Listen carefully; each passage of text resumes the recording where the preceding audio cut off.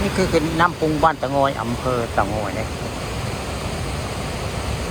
ตอนเช้าตอนสายมื่อนี้ผู้ค้าป่านคำผสม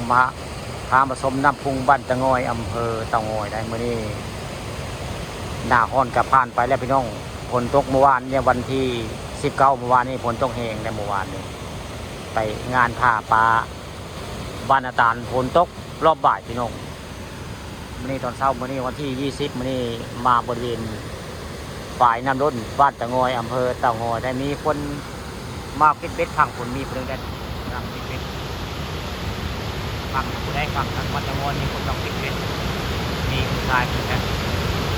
คนอยู่ปิดเบ็ดฝ่ายน้ำล้นตะงอยก็จะคู่พังแล้วเติบแล้วพี่น้องนี่เบิ่งแล้วก็เสียหายหลายแล้วนะถ้าบ่ปูนใหม่คือเสียหายกว่านี้คือถ้าเอาบ่เห็นใหม่อีกไว้ไงนี่คาดว่าบางทีปีก็จะคู่พังหมดฝ่ายคนฝ่ายตะงอยเดี๋ยวนี้ก็จะมียิงเพิ่งได้มายกยอจะรุ่งอยู่ด้านใต้ของฝ่ายน้ำล้นบ้านตะงอยอำเภอตะงอยเราเศร้าวันนี้ผู้ข่าป่าทองคำผสมน้ำพุงบ้านตะงอยได้มาดิบรรยากาศกะสายแล้วล่ะผู้ข่ามาตอนสายได้มีปรากิจมาบริเวณบ้านตะงอยมาเติมน้ำมันพี่น้องครับรถยนต์มาเติมน้ำมันเลยมาแวะเอาภาพ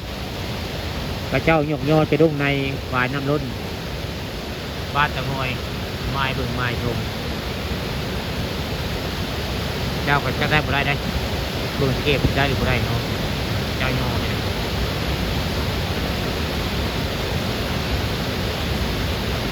มีผู้เดียวได้ยกยอจะดุ้งบริเวณฝ่ายน้ำล้น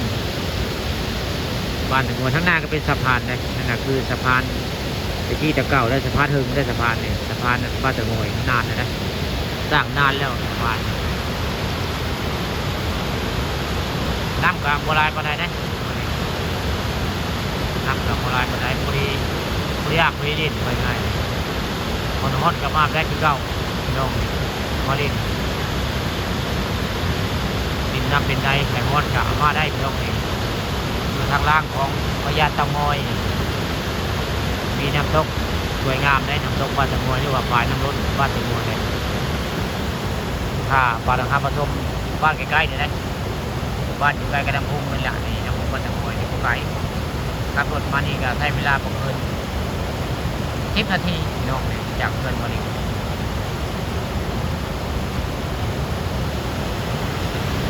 เว้นมากอ่ะปกติก็จะมีอันไว้รุ่นที่เจ้ามาลินได้นะน้องคนฮอดนี่เจ้ามาลินน้ำใช่บริเวณ